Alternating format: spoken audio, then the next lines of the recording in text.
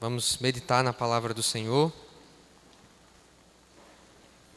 Continuando aquilo que nós pregamos semana passada, irmãos.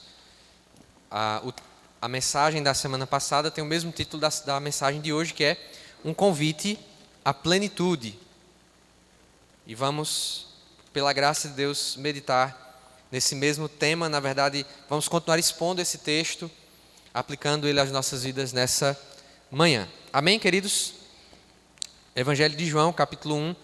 Vamos ler novamente a mesma porção de texto que a gente leu semana passada, versículos 14 até o 18. Você achou? Dê um glória a Deus aí para eu saber. Glória a Deus. Amém? Se você está próximo de alguém que está sem a Bíblia, compartilhe com essa pessoa para que ela possa ler também o texto sagrado, em nome de Jesus. Diz assim a palavra do nosso Deus: aquele que é a palavra tornou-se carne e viveu entre nós. Vimos a sua glória, glória como do unigênito, vindo do Pai, cheio de graça e de verdade. João dá testemunho dele. Ele exclama: este é aquele de quem eu falei, aquele que vem depois de mim é superior a mim, porque já existia antes de mim. Todos recebemos da sua plenitude, graça sobre graça. Pois a lei foi dada por intermédio de Moisés. A graça e a verdade vieram por intermédio de Jesus Cristo. Ninguém jamais viu a Deus, mas o Deus unigênito, que está junto do Pai, o tornou conhecido. Amém? Vamos orar ao Senhor? Pai, nós queremos te agradecer por essa manhã. Queremos pedir, Pai, que a Tua palavra, ela venha falar aos nossos corações mais uma vez.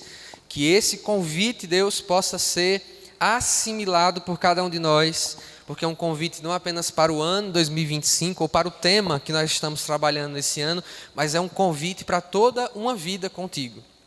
Nós desejamos, nós expectamos, esperamos por uma vida de plenitude, ó Deus, onde Cristo está centralizado, onde Cristo é Ele, esta fonte de plenitude, onde Cristo é Ele, essa dádiva da graça de Deus para nós. Ó Deus, e se perdermos isso, é sem sentido tudo que nós temos feito. É sem sentido esses quase 18 anos de história da Igreja de Nazareno. É sem sentido cada culto, cada reunião que tem acontecido desde a fundação dessa igreja como um pequeno grupo. É sem sentido que cada igreja ao redor do mundo se reúna, senão em Cristo e pela plenitude e graça trazida por Cristo. Então, Deus, a nossa compreensão de plenitude durante esses dias, durante esse ano, ela passa inevitavelmente pela pessoa, pela obra e por tudo aquilo que nós encontramos em Cristo Jesus. Que isso fique na nossa mente, que essas verdades fiquem no nosso coração. É isso que nós pedimos, em nome de Jesus. Amém. Amém, irmãos? Veja, semana passada nós começamos a expor esse texto, trouxemos aqui alguns detalhes, falamos sobre alguns aspectos desse texto, e eu quero recordar, espero que você que estava semana passada lembre, né, durante essa semana eu conversei com umas 3 ou 4 pessoas que mencionaram a mensagem e falaram do pão, né, porque eu falei, né, fiz aqui minha crítica ao pão lá perto da minha casa, eu fiquei, meu Deus, será que o povo só gravou o pão da mensagem? Só o exemplo que eu dei do pão. Isso nos lembra que a gente deve escolher bem as nossas ilustrações, né, na hora de explicar a palavra de Deus. Mas, se você lembra daquilo que foi pregado semana passada, além do pão ruim, lá perto de onde eu moro, você vai perceber que nós respondemos a algumas perguntas. Por que a plenitude de Deus para nós ela é possível? Falamos isso. E ela é possível por causa do advento de Cristo, o evento Cristo. Cristo não é apenas alguém que dividiu a história do mundo. Ele dividiu a história no sentido de tornar aquilo que chamamos aqui de plenitude possível, acessível. A vida antes de Cristo era impossível de ser completa e plena em muitos aspectos. Também tratamos de como a plenitude que é proporcionada por Cristo supera tudo. Não pode ser trocada, né, usando a expressão do profeta Jeremias que nós trouxemos semana passada, não pode ser trocada por cisternas rachadas, água que não é capaz de matar a sede, pão que não alimenta. E falamos um pouco sobre os sentidos dessa palavra plenitude, o que significa a palavra plenitude nesse texto que nós acabamos de ler aqui, e fizemos algumas aplicações, algumas coisas para a gente pensar na nossa vida cotidiana mesmo. Nós vamos então continuar hoje tratando sobre esse tema. E, irmãos, eu quero começar essa reflexão, esse sermão com você, usando duas expressões que eu já ouvi muitas vezes. Você já ouviu a expressão, é impossível ensinar truques novos a macacos velhos? Já ouviu isso? Não dá para ensinar truque novo a macaco velho. Já ouviu essa expressão? Já ouviu a expressão, gato gordo não corre atrás de rato? Já ouviu essa expressão também? Eu vi essa segunda expressão quando eu estava vendo um comparativo, né? Eu gosto de assistir de vez em quando um programazinho esportivo, né? Quando eu digo de vez em quando, é de vez em nunca. Quando eu consigo parar para assistir alguma coisa, eu gosto de ver um comentário, perder minha paciência vendo os comentaristas esportivos do meu país. E uma vez eu estava ouvindo, né, um comparativo, com todo respeito. Tem algum flamenguista aqui? Não, né? Pronto. Então, eita, meu Jesus, vamos orar. Mas com todo respeito aqui aos flamenguistas, eu estava vendo um comentário que comparava, né, esses dois times, o meu time, Palmeiras, tem palmeirense na casa que eu sei, fora eu. Então, comparando o Palmeiras com o Flamengo, né, que foram times que nos últimos anos ganharam muitos títulos, Libertadores, Copa do Brasil, Brasileiro, enfim. E comparando a disposição dos elencos. E como o elenco muito estrelado do Flamengo, né, em um dado momento, ali em 2023, era que eu estava ouvindo isso, né, como eles tinha morrido aquela gana do time de brigar por título, de querer mais. E aí o comentarista usou essa expressão, é porque gato gordo não corre atrás de rato. O que é que ele estava querendo dizer? Esse time está satisfeito. Esse elenco já ganhou tudo que podia ganhar. Esse elenco já está pleno, por assim dizer, para usar a expressão que nós estamos trazendo aqui. Então, irmãos, ao longo de tudo aquilo que a gente está compartilhando nessas duas mensagens, uma coisa deve vir à nossa mente e nós devemos pensar: será que como crente eu não tenho sido um gato gordo ou um macaco velho? Não dá para fazer um gato gordo correr atrás de rato, porque ele já está satisfeito. Ele já conseguiu o que queria. Então, quando nós falamos que tudo, irmãos, absolutamente tudo que vai ser trabalhado nesse ano, por isso essas duas mensagens são tão importantes, elas estão sendo registradas. Eu vou enviar novamente nos grupos. Tudo que nós iremos falar sobre plenitude ao longo desse ano precisa passar por Cristo. Sabe por quê? Porque se a nossa plenitude, ela tem como ponto de partida e ponto de chegada a pessoa de Cristo, Cristo deixa de ser um meio e passa a ser o alvo. Muitos cristãos, eles têm vivido como gato gordo porque eles já conseguiram de Cristo o que queriam. Por que, meus irmãos, e aqui para mim está a explicação do porquê tantas pessoas têm se afastado, irmãos? Eu já disse essa estatística várias vezes aqui. Se estima de que daqui a 20, 30 anos, no máximo, o número de pessoas que nunca entrou numa igreja evangélica vai ser igual ao número das pessoas que já entraram e saíram. Ou seja, daqui a 20, 30 anos, eu creio que todos nós, pela graça de Deus, alcançaremos esse tempo. Nós vamos ter um duplo trabalho de evangelização. Igual.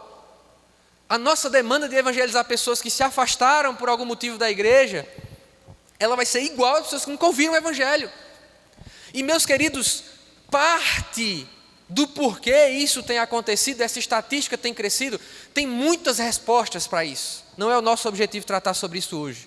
Isso talvez seja bom para uma escola bíblica dominical, talvez para um papo cabeça aí da JNI, não é o objetivo hoje. Mas um dos motivos pelos quais esse fenômeno que só tem se agravado está acontecendo, um dos motivos, irmãos, é porque Cristo hoje, em boa parte das igrejas, Ele é um meio.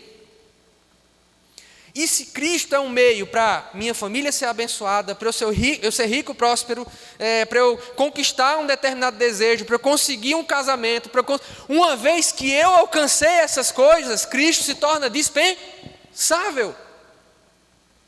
Uma vez que o gato engordou, uma vez que eu consegui de Cristo o que eu queria, Cristo fica em segundo plano. Quando dizemos, portanto, irmãos, que qualquer significado de plenitude na Escritura passa por Jesus, estamos falando aquilo que o apóstolo Paulo fala: olha, eu esqueço das coisas que ficaram para trás e eu prossigo para o alvo da soberana vocação em Cristo Jesus. Eu estou com os olhos em Cristo. O que Paulo está querendo dizer, pegando a ilustração que eu trouxe aqui, é: eu sempre serei um gato magro. o apóstolo Paulo está dizendo. Porque se de Cristo parte toda a ideia de plenitude, nós sempre teremos mais de nos alimentar dele. Sempre haverá mais, se Cristo não é só um meio. Sempre haverá mais para nós, se Cristo não é só uma ferramenta para eu conseguir alguma coisa. Sempre haverá mais de Cristo, se Ele for mais do que um meio para eu conseguir alguma coisa. Pastor, o senhor não está dizendo então que Cristo não me abençoa? Com certeza Ele vai abençoar. Mas entenda, Ele vai lhe abençoar ainda mais, se a bênção for menos importante do que Ele. Ele vai lhe agraciar ainda mais, se a graça for uma coisa secundária.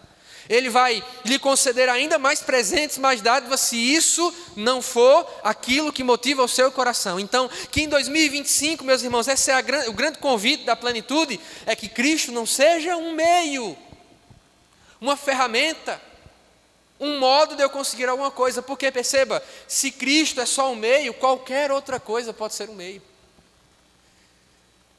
Mas, uma vez que Cristo não é um meio para eu conseguir alguma coisa, e a gente vai pensar sobre isso ainda aqui, se Cristo é mais do que um meio para eu conseguir alguma coisa, uma ferramenta, então Ele é insubstituível. Se Cristo é só um meio, vou repetir, Ele pode ser substituído por qualquer coisa. Mas, como esse microfone está maravilhoso, olha que microfone bem equalizado. Se Cristo é mais do que um meio, Ele é insubstituível. Amém? Eu não consigo dizer frase de efeito, eu tenho que fazer uma brincadeira no meio. Fica ruim fazer os cortes na internet. Irmãos, como nós podemos então reencantar aqueles que já acham que viveram tudo na vida cristã? Porque, perceba, se o gato está gordo, ele não corre mais atrás do rato, ele perdeu o encanto. Né? Quem aqui, quando era criança, hoje em dia não pode, né? Não pode nada hoje em dia, mas a minha geração, né, anos 90, começo dos anos 2000, ele cresceu sendo educado por desenhos como Pica-Pau, Tom e Jerry, né? E o desenho do Tom e Jerry, qual é aquele lá o que eu mais tinha pena, meu Deus, aquele do coiote do Papa Léguas. O que eu tinha pena daquele coiote, que ele apanhava por causa daquele Papa Léguas, não é brincadeira não. Então pense que nessa meta, até filosófico, né? A gente não consegue imaginar os desenhos infantis como filosofia, né?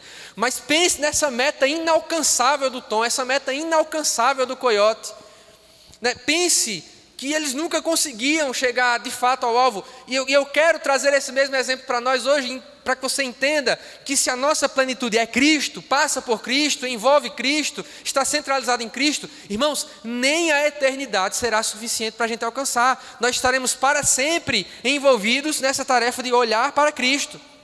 Então, quando Cristo, meus irmãos, agora eu aplico para a igreja essa questão, ainda na introdução da nossa mensagem, quando Cristo não é mais suficiente, Ele não é substituído apenas na nossa vida de um ponto de vista individual. Quando Cristo é só um meio, Ele também é substituído nas igrejas de um modo geral. A gente conversava ontem numa mesa sobre o perigo de a igreja ela viver em função de certos eventos. Então, a gente monta, né, a agenda da igreja. E aí o pastor disse, vamos fazer 5 acampamentos de jovens ao longo do ano, vamos fazer 72 encontros de casais, 25 chá de mulheres, 850 churrascos, né, dos homens. Os homens gostaram do churrasco. 850 churrascos. Você olhasse para essa agenda, graças a Deus não é a nossa agenda, a gente tem que até fixar a agenda ali, o calendário ali. Se você não recebeu ainda, inclusive, o calendário, acho que ainda temos algumas impressões ali à disposição para quem não pegou o calendário e o plano de leitura anual. Imagine esse calendário cheio, repleto de coisas. Talvez num momento você dizer que coisa maravilhosa, vai ter muita coisa. E aí a gente começa, organiza acampamento e não sei o quê. E faz o churrasco. E no terceiro, no quarto churrasco já está ruim o dinheiro, porque é 850. Né, e chá das mulheres, e encontro não sei o quê. E clube do não sei das quantas. E tome evento, e tome evento. Há igrejas hoje, irmãos, que elas vivem em função dos eventos que elas fazem. Eu ouvi numa roda de conversa de pastores exatamente o seguinte: irmãos, um pastor de uma igreja que não é uma igreja, não é nem de Caruaru, mas de uma igreja que não é uma igreja assim, do ponto de vista numérico grande. E ele disse uma coisa que Parece que meio que dá um soco na boca do meu estômago. Ele disse: se a gente não fizer um evento de jovens, é a cultura da cidade, ele dizia, da cidade que ele pastoreia. Ele disse: se a igreja de uma determinada cidade, onde eu pastoreio, ela não faz um evento, ela não chama um cantor grande, um preletor conhecido, flopa. O que é flopar? Dá errado. Ninguém vai. Meus irmãos, essa realidade é para a gente descabelar a nossa cabeça e chorar. Porque é a prova de que nós precisamos criar substitutos, subterfúgios e qualquer outra coisa. Quer dizer que não pode ter alguém muito conhecido? Pode, irmão. Se ele não cobrar 7 mil, que nem eu estava vendo um vídeo do camarada que cobrou 7 mil, tinha que ir a sogra, o cachorro, para ele ministrar 3 louvores na igreja lá do pastor. Eu vi um vídeo esses dias disso aí, eu disse: meu Deus, não tem problema nenhum. De vez em quando, por exemplo, eu dou uma olhada na agenda do Daniel de Souza. Um dia que ele vier para Recife, eu chamo ele para vir para aqui, para Caruaru. Mas, queridos, o problema é quando a igreja só tem isso. O problema é quando a razão de ser da igreja está nisso. O próximo evento, a próxima programação, o próximo chá, o próximo acampamento, o próximo EJC, o próximo cursilho, o próximo. E aí você termina o ano e diz: fizemos tantos eventos. Mas qual foi o impacto real disso na espiritualidade, na maturidade, no crescimento da igreja? Você está entendendo o que eu estou querendo dizer? Que não é proibido nem é errado fazer evento, a gente faz. Mas o que eu estou querendo dizer aqui, irmãos, é que se Cristo deixa de ser a fonte, o ponto de partida da plenitude da nossa vida cristã, a igreja arruma substitutos, ela cria entretenimento, ela cria fórmulas, métodos e coisas que vão de alguma forma atrair as pessoas. Irmãos, eu digo isso pela graça do Senhor, que essa igreja mingue, fique só eu e a junta, mas que a gente não fique inventando moda para atrair pessoas, que seja por causa de Jesus. E meu desejo é que você que já está aqui, quando eu falo que é para minguar, não é para você ir embora não, eu estou dizendo que nós, todos nós e todos aqueles que forem entrar por essas portas, que eles entrem por causa de Cristo, que eles entrem porque eles vão chegar aqui nesse lugar e vão ver Cristo sendo pregado, Cristo sendo vivido, Cristo sendo falado, Cristo sendo conversado, Cristo até na mídia, Cristo na mídia, né? Cristo no ministério infantil, Cristo na pregação, Cristo no ministério de casais, Cristo, meus irmãos. A porta da plenitude em Cristo, portanto, está fechada para os olhos apáticos. Quando Cristo é substituído e nós satisfazemos aquilo que nós estávamos procurando dele, quando ele é o meio, a gente substituiu Jesus agora e conseguiu o que eu queria, os nossos olhos ficam apáticos. Perde a beleza, perde o encanto. E algumas pessoas, elas estão com a porta da plenitude em Cristo fechada porque elas perderam o encanto, elas não conseguem mais enxergar a beleza que há em Jesus. Agora eu quero pensar com você em algo que é trazido pelo texto aqui, que mostra Jesus como sendo Ele mesmo aquele que é cheio, que é pleno por excelência. Veja, irmãos, o que diz o versículo 14. Perdão, não é o versículo 14, é isso mesmo. Aquele que é a palavra tornou-se carne e viveu entre nós. Vimos a sua glória, glória como do unigênito, vindo do Pai, cheio, pleno. A mesma palavra, a mesma raiz para a plenitude que nós temos no versículo 16. Cheio de graça e de verdade. Irmãos, há plenitude em Cristo porque Jesus, Ele é o pleno por excelência. Jesus é aquele que é cheio de toda boa dádiva de Deus por excelência. Ele pode dar porque Ele tem. Ele pode fornecer porque Ele tem. Irmãos, coisa boa, coisa maravilhosa, né? Eu já disse várias vezes já, por conta de toda a minha trajetória familiar, né? Todas as dificuldades de infância, adolescência. Meus irmãos, às vezes, a gente faz a feira lá em casa, aí quando guarda as coisas da feira, eu abro assim a porta assim do armário da feira e fico assim, coisa de alguns 30 segundos assim, olhando a feirazinha cheia assim, uma coisa cheia assim, ou a geladeira cheia de coisa. Coisa maravilhosa, meus irmãos. é um ambiente de plenitude. Cristo, Ele é o depósito de plenitude por excelência. É aquele que é cheio de tudo que há de bom. Irmãos, toda boa dádiva, a palavra diz em Tiago, vem do alto, vem do Pai. Aquele que desceu também subiu, diz Efésios capítulo 4, e concedeu dons aos homens. Recebemos coisas de Cristo porque Ele é cheio das coisas boas. Ele é cheio de toda boa plenitude. Ele é cheio de graça, de misericórdia, de amor, de esperança, de fé. Tudo que você possa imaginar que é necessário para a vida cristã está em Cristo, e Ele é quem concede essas coisas. Obviamente através do seu Espírito que habita em nós, mas vem de Cristo todas essas boas coisas. Jesus disse para os seus discípulos: sem mim vocês não podem fazer nada, porque Ele é a fonte. É dele que vem. Jesus é cheio por excelência. Ele é, de acordo com o versículo 14, o unigênito do Pai. Irmãos, essa expressão unigênito já deu tanta polêmica, já deu tanta briga, mas eu quero explicar uma coisa do que significa. Não vou entrar no debate aqui na polêmica, porque ela é uma expressão que fala sobre a relação entre Deus Pai e Deus Filho dentro da Trindade. E estamos falando de uma coisa complexíssima de explicar.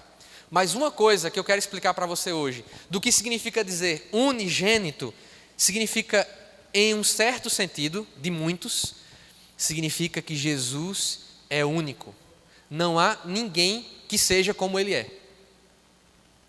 Jesus, mesmo sendo um com Deus Pai, com Deus Espírito Santo, Jesus é único. Ele é o único que é como Ele é. Ele é o unigênito de Deus. Todos nós que através de Cristo nos tornamos filhos de Deus, somos chamados também. Você é um filho, você que pertence a Cristo. Você é um filho, uma filha de Deus, mas não como Jesus.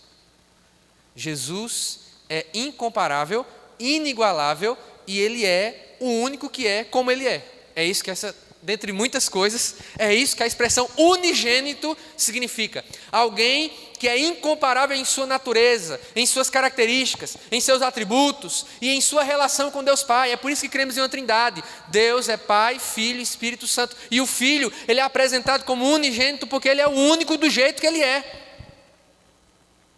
Irmãos, quando falamos que Jesus é, portanto, sendo esse único como Ele é, sendo essa fonte de toda coisa boa, cheio de tudo que é bom, Jesus, irmãos, Ele nos oferece, porque todos, o texto diz no versículo 16, todos recebemos da sua plenitude. Se recebemos é porque Jesus está cheio, está pleno, está completo, repleto. E Jesus, olha que coisa maravilhosa, quando Ele nos concede, Ele não fica menos cheio. Pelo contrário, quanto mais Jesus concede das suas dádivas, mais cheio Ele fica. Pastor, como essa matemática, não vou lhe explicar, não tem como explicar. Jesus é aquele que é cheio e que é mais cheio à medida que somos cheios dele. Porque Ele disse que a alegria dele era completa em fazermos a vontade de Deus. Ou seja, Jesus é também mais cheio na medida em que Ele nos enche da sua plenitude. Irmãos, que matemática maravilhosa há no reino de Deus e há quando nós falamos da plenitude de Cristo. Ele entrega todas as suas bênçãos e Ele entrega em primeiro lugar. Agora eu vou aproveitar a frase da única música que eu gosto dos Arrais. Você gosta dos Arrais? Me perdoe, não é nenhum problema pessoal não. Eu gosto de uma música dos Arrais e ela diz assim no final: o que Cristo oferece, Ele é. Ou seja, absolutamente qualquer coisa que Cristo der para nós, passa ou é diretamente conectada a Ele mesmo. É por isso que jamais estaremos satisfeitos de Cristo.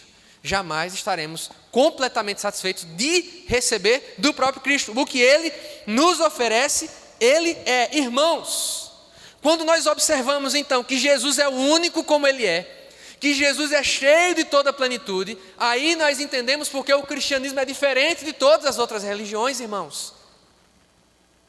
O cristianismo é diferente de todas as outras religiões, porque Maomé, ele ensinou que os peregrinos, os muçulmanos, eles devem ir uma vez até onde? Até Meca, até aquela pedra preta, Kaaba, onde eles têm que ir pelo menos uma vez na vida. O muçulmano tem que cumprir esse requisito para ser um bom muçulmano. Ou então como Siddhartha Gautama, é o nome oficial que se dá a Buda.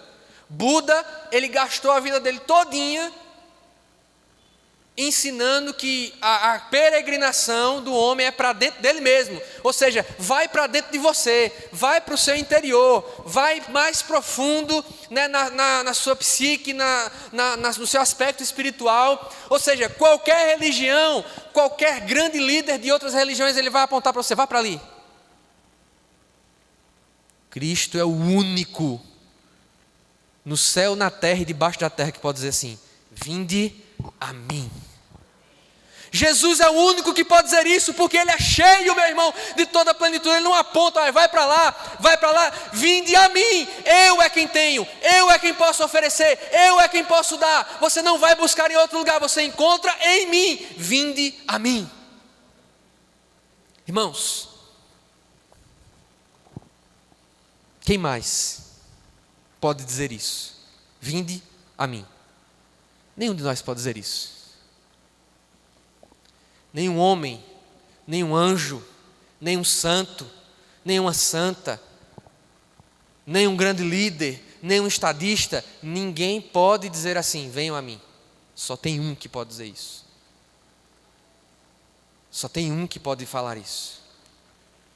Então, quando nós fazemos, perceba isso. Você já convidou alguém para vir para a igreja, para um culto, para uma programação? Já convidou, não foi? Esse convite é nulo. Todo convite que fazemos a qualquer coisa da igreja, esse convite é nulo se ele não significa venha a Cristo. Quando você chama para a programação da JNI, quando você chama para o céu, ontem nós estávamos orando em uma das casas que vai acontecer o céu, meus irmãos. Esse projeto maravilhoso começa esse ano.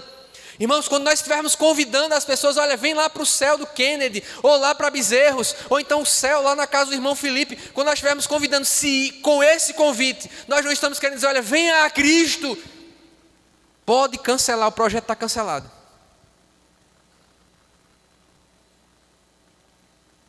Não é um convite a uma denominação, embora eu amo a Igreja dos Nazarenos, todos vocês sabem disso. Não é um convite a uma doutrina.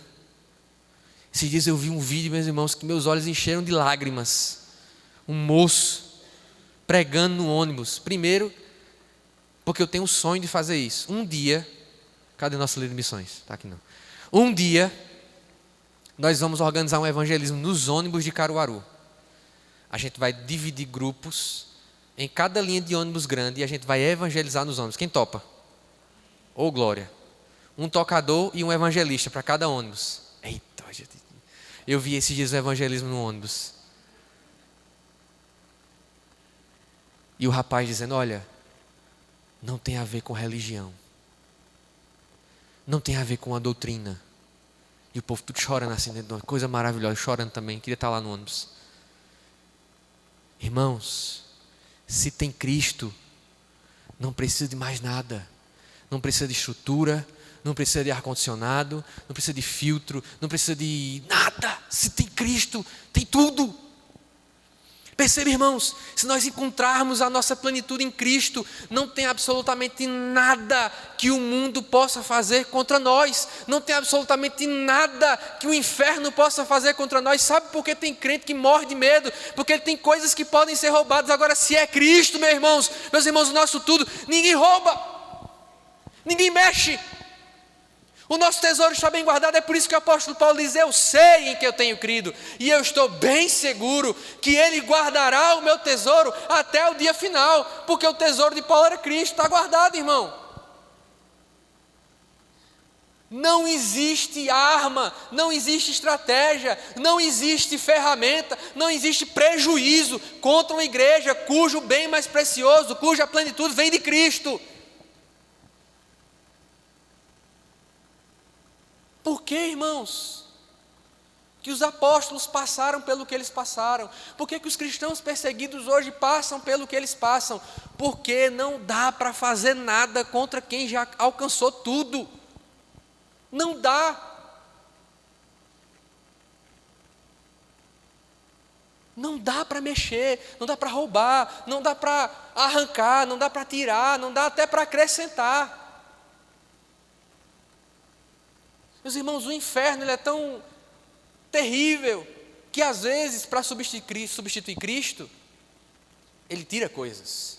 é a perseguição. Ele tira coisas para arruinar a igreja. Ele mata pessoas. Ele tortura pessoas, como até hoje acontece. Ele invade a casa das pessoas. Ele destrói as propriedades das pessoas para tentar tirar tudo delas. Mas, meus irmãos, a história da igreja tem sido prova de que, às vezes, a igreja é levada à ruína quando ela ganha coisas. Quando ela recebe dádivas. Quando ela ganha presentes. Que nem aquilo, que nada que é dado a nós e nada que é retirado de nós faça-nos perder Cristo. Você perdeu alguma coisa em 2024? Tudo bem se você tem Cristo. Você ganhou alguma coisa em 2024? Está tudo certo também, porque você tem Cristo.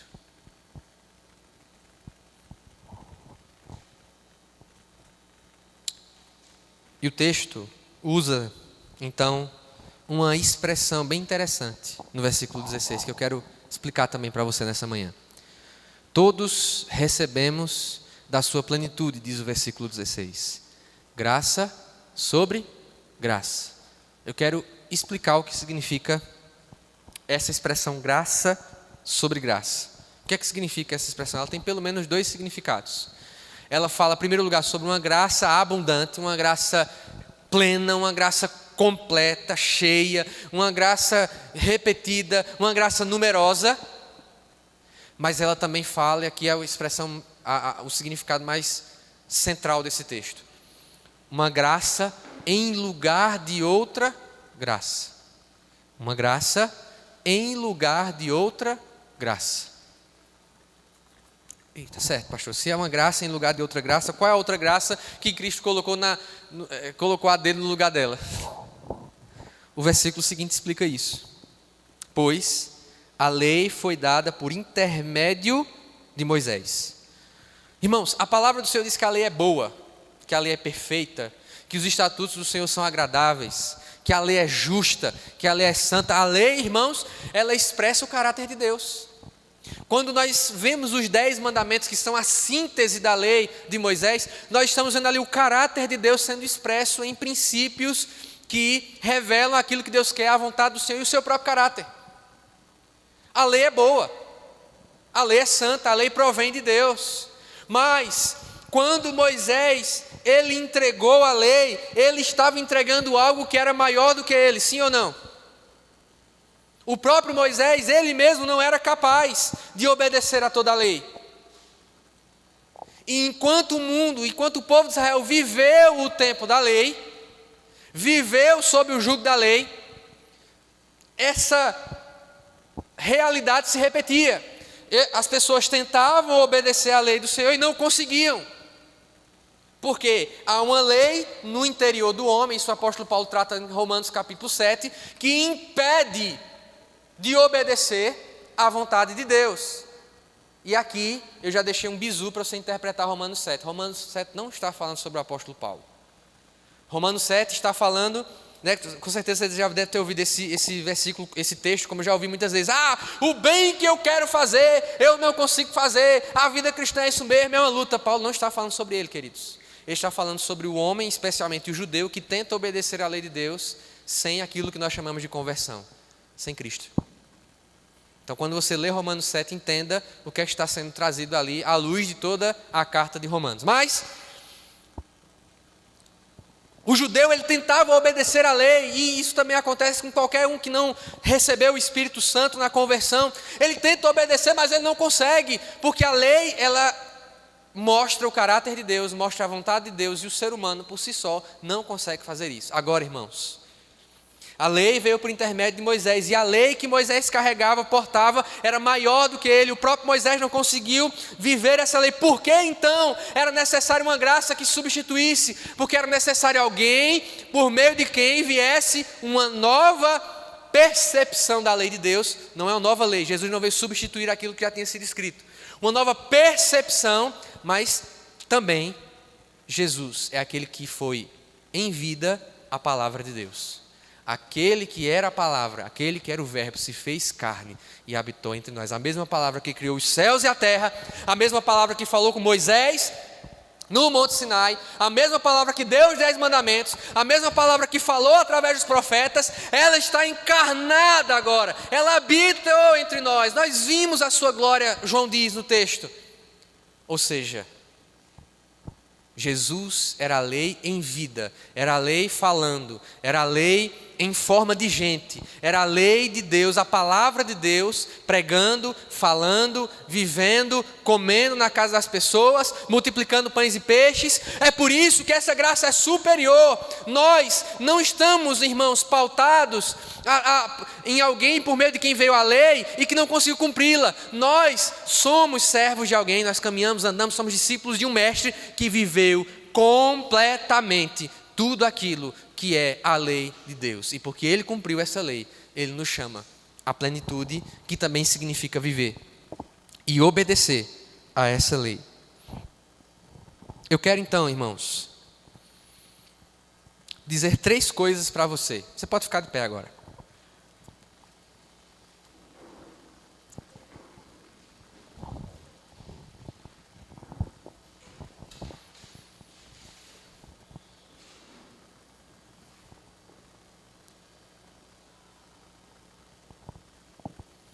Primeira coisa que eu quero dizer para você: se Cristo não é visto, todo o sentido se perde. Irmãos, teremos muitas reuniões em 2025. A única pessoa que deve aparecer aqui nesse lugar é Jesus. A única pessoa que deve ser vista pelas pessoas aqui é Cristo. A única pessoa que deve ser observada, que deve ser olhada, é Cristo Jesus. E somos úteis no reino de Deus à medida que mostramos Cristo. Quanto mais de Cristo mostramos, mais úteis temos sido no reino, meus irmãos. Segunda coisa: se Cristo não é nossa alegria, o sorriso é enganoso. Se não vem de Cristo a fonte de alegria, o sorriso, ele pode nos enganar, meus irmãos. O nosso sorriso, ele pode nos enganar. O nosso sorriso, ele pode ser um traidor do nosso coração, um traidor da nossa alma. Meus irmãos, eu não estou dizendo que você não pode se alegrar com outras coisas, compreendo o que eu estou dizendo aqui. Você pode se alegrar com seus filhos, você pode se alegrar com a sua profissão, você pode se alegrar com, com uma compra que você fez, você pode se alegrar com uma bênção, só que essas coisas não podem ser a fonte da alegria. A fonte de alegria é Cristo. Se Cristo for, então, essa fonte de alegria, se Cristo não for, perdão, o sorriso será engano. Toda alegria que não tem em Cristo a fonte, que não passa por Cristo, está trabalhando para nos enganar. Porque há alegrias que não passam por Cristo, elas oferecem um sorriso. Elas oferecem uma alegria que tem o objetivo de ser a substituta de Cristo nos corações. A gente falou isso várias vezes no ano passado, e outros anos também. Tudo que nós amamos fora do amor de Cristo é idolatria. Esse é um outro conceito para a idolatria. Idolatria é tudo que nós amamos fora do amor de Deus. Podemos amar muitas coisas, mas essas coisas devem ser amadas porque nós amamos a Cristo, ou como fluir do amor de Cristo, do amor de Deus em nossos corações. E a terceira coisa: se Cristo não é nossa recompensa, jamais será um meio. Cristo não se submeterá a ser um meio. Aí você pode dizer: pastor, mas eu conheço pessoas que elas começaram a buscar a Deus, elas ganharam uma determinada bênção e depois se afastaram. Não foi Cristo que deu a elas? Com toda cautela eu vou dizer isso para você: pode ser que não. Porque Cristo jamais vai ser só um meio, queridos. Cristo é Senhor, Ele não se submete a essas coisas. Cristo não se submete a ser um meio. Pode ser o pastor, pode ser quem for. Vou falar de mim agora, para não falar de absolutamente ninguém, vou falar de mim. Se Cristo, meus irmãos, é um meio para o meu ministério ser conhecido, Cristo não está comigo. Se Cristo é um meio para Caruaru todinho ficar com esse negócio da Nazaré, plantar um monte de igreja, veja, são coisas legítimas, mas se Cristo é só um meio para fazer isso, Ele não está no negócio, porque Ele não se submete a essas coisas. Ele é Deus. Cristo nunca vai ser só um meio. Então pense bem, até sobre as bênçãos que você tem recebido, porque se elas não são fruto da plenitude que você tem vivido em Cristo, elas podem ser um substituto. E Deus não tem rivais, queridos. Louvado seja o Senhor, meus irmãos, porque no Antigo Testamento, esse é todo o trabalho da carta de Hebreus, é mostrar como a aliança que nós temos em Cristo, ela é superior à antiga aliança, à aliança da lei. No Antigo Testamento, homens tiveram só um vislumbre de Deus. Olha o que o versículo diz aqui. Ele diz, versículo 18: ninguém jamais viu a Deus, mas o Deus unigênito que está junto ao Pai o tornou conhecido. Irmãos, até a chegada de Cristo, as pessoas viram teofanias, aparições físicas de Cristo no Antigo Testamento. O anjo do Senhor que apareceu em várias ocasiões no Antigo Testamento. Às vezes Deus falava com uma voz, às vezes Deus falava no íntimo do coração dos homens, às vezes no Antigo Testamento Deus falava através de profetas. Em Cristo, meus irmãos, todas essas coisas aconteceram de uma vez. É por isso que nós não podemos negligenciar esse registro do advento de Cristo nos evangelhos e tudo que Ele proporcionou a nós. Irmãos, nós temos muito mais, temos recebido muito mais do que Elias recebeu. Nós temos recebido muito mais do que Jeremias, Isaías, do que Ana, do que Débora, do que Abraão. Nós temos recebido muito mais, uma revelação muito mais completa. Jesus disse sobre Abraão: Abraão viu o meu dia e se alegrou. Conversando com os judeus, sabe sobre o que Jesus estava dizendo?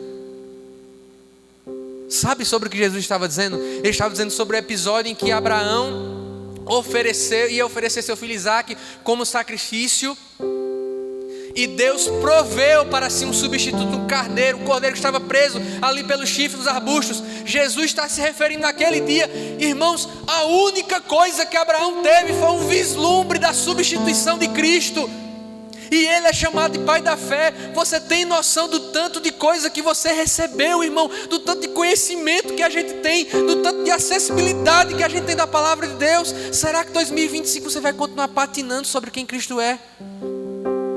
Será que nós temos o direito de sermos negligentes, meus irmãos? Nós temos muito mais. Salmo 51 foi citado aqui no momento do louvor. Davi, depois de ter adulterado, ele diz: não retires de mim o teu espírito. Sabe por que Davi orou isso, irmão? Porque ele viu isso acontecendo com Saul. A Bíblia diz claramente: Deus retirou o seu espírito de Saul. Porque era assim no Antigo Testamento, não havia morada permanente. Hoje você tem o Espírito Santo habitando no seu coração, sendo selo, prova, testemunho. Meus irmãos, o que nós temos é muito maior. Não desperdice fazendo de Cristo um substituto. Feche seus olhos agora. Pai, em nome do Senhor Jesus, o Filho unigênito de Deus, aquele que se fez carne, aquele que habitou entre nós, aquele que é muito superior a qualquer revelação anterior, aquele em quem habita toda a plenitude de Deus. Em nome desse Jesus nós te pedimos, ó Deus, que jamais, em hipótese alguma, pela graça e misericórdia do Senhor, a gente faça de Cristo um substituto nessa igreja, nas nossas vidas. Pai, em nome de Jesus, que toda boa dádiva nas nossas vidas, ela passe, ela comece, ela continue, ela termine com Cristo.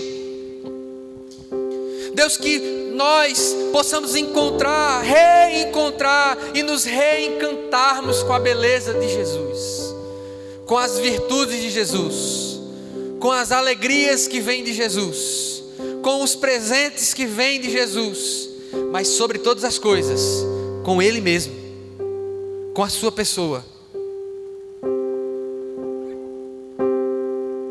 Irmão, Deus, quem em sã consciência vai para uma festa de aniversário,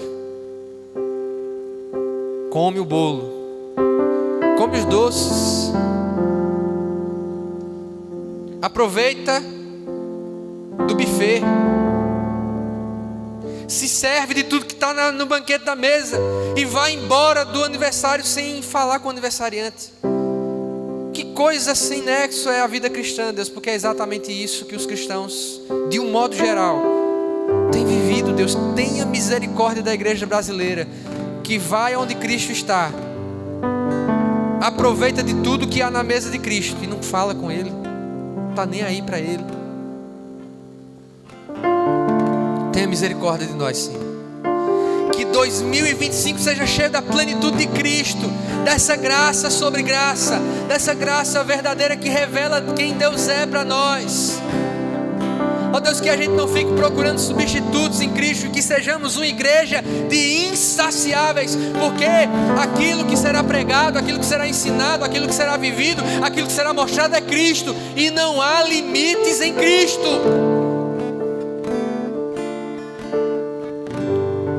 Em nome de Jesus.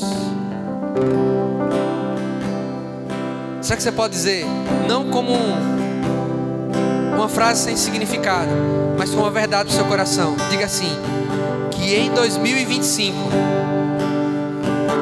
tudo na minha vida passe por Jesus. Vamos louvar ao Senhor.